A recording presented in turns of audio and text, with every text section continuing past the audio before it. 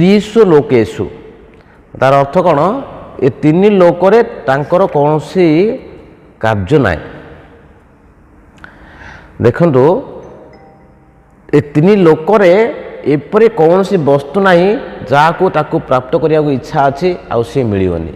इमिति किसी ना संसार रे भगवान ए संसार रे जेते सब सृष्टि करछंती ए सब सृष्टि भितर तांकू कौन से जिनसर अभाव पड़ो ना केमती गोटे उदाहरण दे बुझीपारे जिन कहुई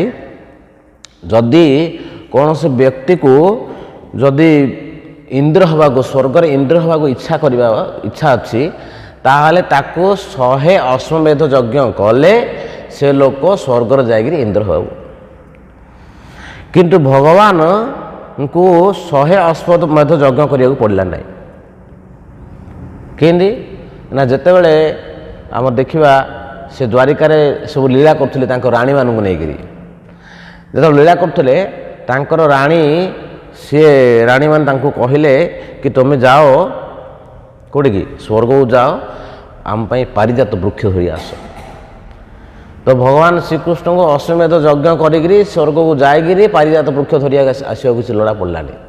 से सीधा गले इंद्र सहित फाइटिंग कले परास्त कले धरी आसिले कौन कर्तव्य करिया पड़ला किछि कर्तव्य करिया पड़लानी जेहेतु से सबू तांकर सब अधिकार अच्छे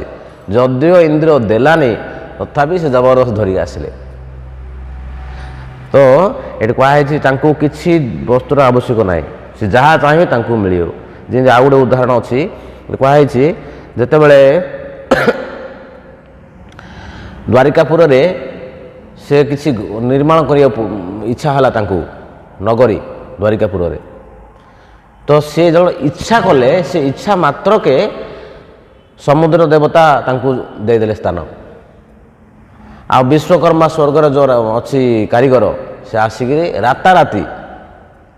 से बेसी विलम्ब करना राताराति से तांकर जो निजर जो कला कौशल सब प्रयोग करी निर्माण करदे।